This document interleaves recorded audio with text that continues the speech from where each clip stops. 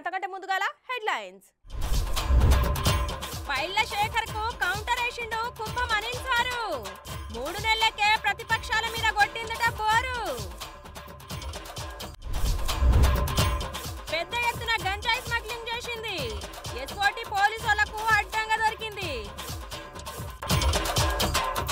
ఇక మొన్న ఏసీపీ వాళ్ళు దాడి చేస్తే హెచ్ఎండిఏ మాజీ డైరెక్టర్ శివబాలకృష్ణ ఇంట్లో 100 కోట్ల రూపాయలు అట్లనే శాన దిక్కుల ఆస్తులు ఇట్లా దొరికినాయి. తర్వాత తెలంగాణ గిరిజన ఆఫీస్ అధికారి జగజ్యోతి మేడం 80,000కు కక్కుర్తి పడితే ఏసీపీ వాళ్ళు కోట్లు కొల్లగొట్టిరు దాడి చేసి. ఇక ఇప్పుడు ఈ మేడం అంత వచ్చిందుల్లా చూడు రొప్పారి.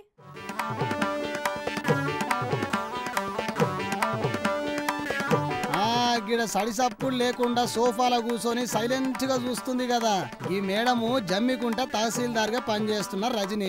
మరి ఎందుకు ఏం తప్పు చేసింది అసలు ముచ్చటేంది అంటే గిడ కూర్చున్న తహసీల్దార్ రజనీ మేడం మీద ఆమె అక్రమ సంపాదన మీద గట్లనే ఆమె చేసిన అక్రమాల మీద ఏసీబీకి ఫిర్యాదులు గట్టిగానే వచ్చేసరికి ఏసీబీ వాళ్ళు ఆమె దోస్తులు ఆమె చుట్టాలు అట్లనే ఆమె ఇంటి మీద కూడా ఒకటేసారి దాడి చేస్తే వీళ్ళు ఊహించిన దానికంటే అక్కడ ఇంకా ఎక్కువ దొరుకుడుతోనే వచ్చిన ఏసీబీ అధికారులకు కళ్ళు చెదిరి బైర్లు గమ్మినాయట. ఇక మేడం గారి అక్రమాస్తుల చిట్టా చూస్తే 2 అంతస్తుల బిల్డింగ్, 21 దిక్కుల ఇంటి జాగలు, 7 ఎకరాల వ్యవసాయ భూమి, 2 కార్లు, 3 బైకులు, ఇంట 1,50,000 పైకము, బ్యాంకుల 25 లక్షల నగదు, కిలోన్నర బంగారము గిట్ల బాగానే దొరికినాయట. ఇక గవర్నమెంట్ లెక్క ప్రకారం 3 కోట్ల జాగలు ఉన్నాయట. అంటే అవి గిట్ల ఇప్పుడు బయట మార్కెట్ లో పెడితే దాదాపు 12 కోట్ల పైనే ఆస్తులు ఉన్నాయట.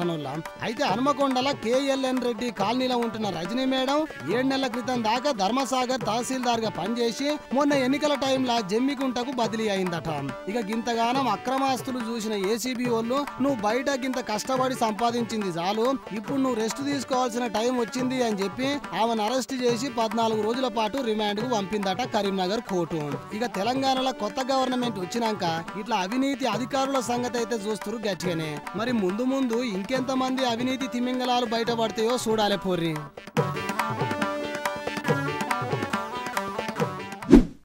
ఇక ఇప్పటిదాకా ఒక అవినీతి అధికారి మేడం ఆస్తులు లెక్క పెట్టినాం కదా. అయితే ఇప్పుడు గీ అక్క ఇంకొక అడుగు ముందుకేసి ఆడోళ్ళం దేంట్లో సొత్తు తక్కువ కాదు అనుకుంటా ఎంత పెద్ద మత్తుదంతా షురూ చేసిందో చూడుర్రి. ఒక పక్క తెలంగాణ సర్కారు గంజాయి స్మగ్లింగ్ అమ్మకాల మీద గట్టి నజరేసి ఎక్కడికక్కడ పట్టుకుంటుంటే గీడ గీ కిలాడి లేడీ ఎంత ముద్దుగా భయం లేకుండా దందా చేసుకుంటూ పోతుందట. అయితే గీ పోటు వల్ల కనపడుతున్న లేడీ కిలాడి పేరు నీతూబాయి. ఇంతకు ముందే ఒకసారి దొరికితే లోపలేసి పీడీ యాక్ట్ పెట్టిరట. బయటకు వచ్చి రాగానే ఇంకొంచెం స్ట్రాంగ్ గా షురూ చేసిందట. అయితే మొన్న ఒక 2 పోరళ్ళు గంజాయితో దొరికితే వాళ్ళని విచారిస్తే నానెకరం కూడా కెళ్ళి తెచ్చినామని చెప్పుడుతోనే గాడికి పోయిన పోలీసు వాళ్ళకు అక్కడి దందా చూసి సల్ల చెమటలు పట్టినాయట పోర్రి.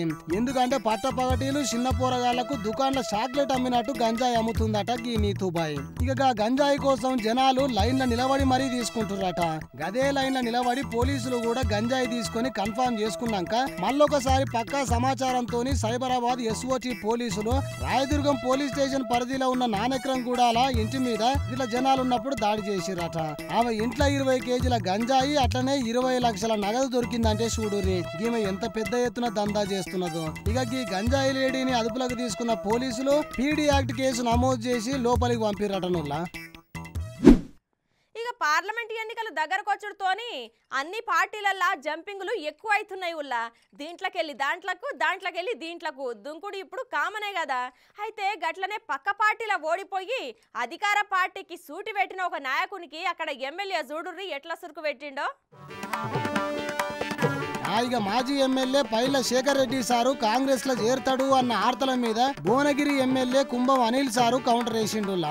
పార్టీ కార్యకర్తలతో ఏర్పాటు చేసిన సమావేశంలో ఆయన మాట్లాడుకుంటా పార్లమెంట్ ఎన్నికల కోసం నేను ప్రజలలో తిరుగుతున్న సమయంలో గీడున్న ఒక పెద్ద మనిషి మన దాంట్లోకి వస్తున్నాడని ఆర్తలు వచ్చినాయి. దీంతో మన కార్యకర్తలు గందరగోళానికి గురయ్యి నాకు ఫోన్ కొడుతున్నారు. ఇక అసలు ఏం జరుగుతుందో తెలుసుకునేందుకు రేవంత్ సార్ను అట్లనే గాంధీ భవన్ లో రాష్ట్ర ఇన్ఛార్జ్ దీపాదాసు మున్షిని కలిసిన పోయిన ఎన్నికల ఎన్నికలలో నేను ఓడిపోయినా కూడా ప్రజలకు ధన్యవాదాలు చెప్పినా ప్రతిపక్షంలో ఉండుకుంటా ప్రజా సమస్యల మీద 8 సంవత్సరాలు కొట్లాడినా అధికారం లేకుంటే 3 నెలలు కూడా ఉండలేవా అని పైల సార్కు సెటైర్ వేసిండు అనిల్ సారు. ఎమ్మెల్యే కంటే ప్రతిపక్ష బాధ్యతనే గొప్పదని, ప్రభుత్వాన్ని ప్రశ్నించుకుంటా ప్రజలకు అండగా నిలబడే అవకాశం ప్రతిపక్షానికి దక్కుతది.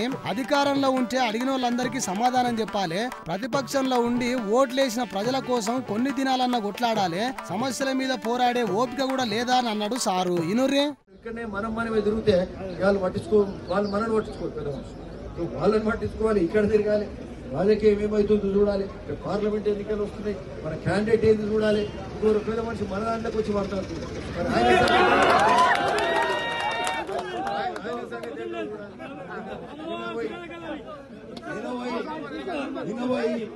ముఖ్యమంత్రి గారు కలిసిన సార్ అన్నమ్మాయి మాది ఏంటి పరిస్థితి, ఇదేంటి మా వాళ్ళు పరేషాన్ అవుతున్నారు, కింద మీద అవుతున్నారు, మరి ఇదేంటి కథ అంటే నేను పోయి మాట్లాడకపోతే అంటే ఇన్ని దిక్కులు ఆలోచించాలి.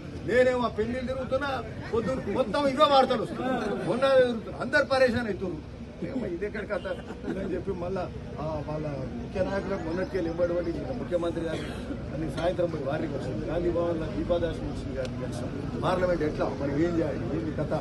సో ఇట్లాంటివన్నీ కూడా ఉంటాయి, అన్ని బ్యాలెన్స్ చేయాల్సిన అవసరం ఉంటుంది.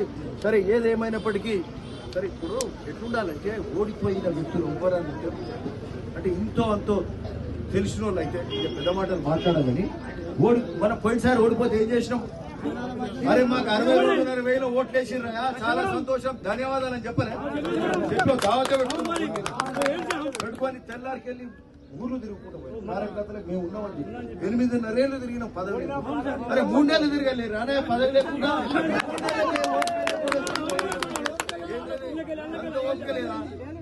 మీకు తెలుసో లేదో నా అనుభవం చెప్తున్నా నేను. ఎమ్మెల్యే ఎంతో గొప్పను, ప్రతిపక్ష నాయకుడు అంతే గొప్ప. ప్రతిపక్ష ఎందుకు గొప్ప అంటే జనంలో ఉంటాడు, జనం కోసం కొట్లాడవచ్చు. అధికారంలో ఉన్నాడు ఏంటంటే ఎంతసేపు అడిగిన జవాబు చెప్పాలి, మనం కొట్లాడి అరే జనం తరఫున కొట్లాడండి, కొద్ది రోజులు కొట్లాడే ఓపిక లేకపోతే ఎట్లా, సమస్యల మీద పోరాడాలి. మాకు మూసి నీళ్లు స్వచ్ఛమైన నీళ్ళు రావాలి, మాకు కాలువలలో నీళ్ళు రావాలి, మంచినీళ్ళు కావాలి, అడగాలి కదా, నిమ్స్ కోసం కొట్లాడాలి, పాదయాత్రలు ఇవన్నీ ఎట్లా చేసినాం ఆ రోజు, మనం ఎన్ని చేసినాం, 9-8 ఏళ్ళు పని చేసినాం అంటే. అయితే ఆ రోజు ఇంతమంది కార్యకర్తలు బలం చూసుకొని, ఒక నిమిషం అమ్మా, ఈ కార్యకర్తలు వీళ్ళంతా ఈ బలం చూసుకొని అంటే చాలా సంతోషం ధైర్యంగా ఉండేది. అధికారం ఒకటే కాదు, ఇంతమంది బలం ఉన్నాం, ఇంతమంది కలిసి ఉన్నాం. ఇండ్లల్లా కుక్కలను పెంచుకునుడు చాలా మందికి ఇష్టం ఉంటుంది. అయితే గట్ల కుక్కల్ని ఇష్టపడి పెంచుకునేటోళ్లకు కేంద్ర గవర్నమెంట్ ఒక షాకింగ్ వార్త చెప్పిందిలా. ఇక మీ ఇండ్లల్లో సుత కుక్కలు ఉన్నాయా? అయితే మీరు సుత తప్పకుండా చూడాలి, ఈ ముచ్చట చూడు రూపారి.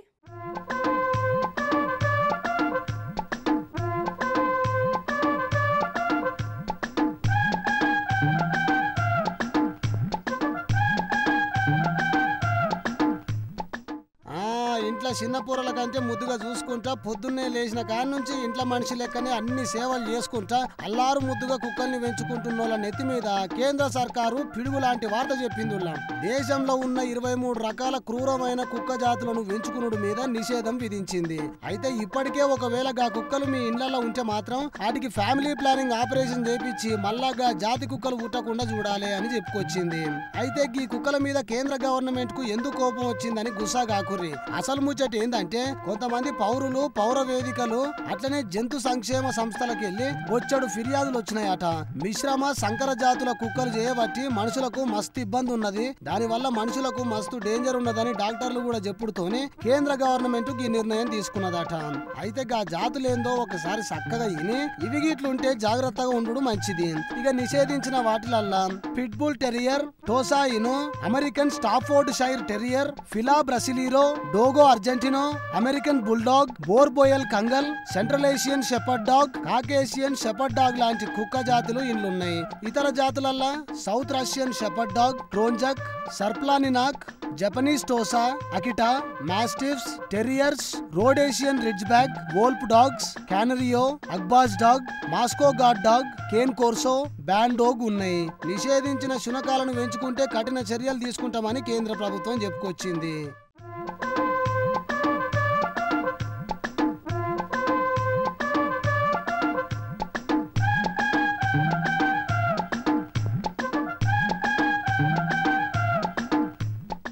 ఇవి వార్తలు. రేపు మళ్ళీ తిరిగి కలుసుకుందాం. అంతవరకు నమస్తే.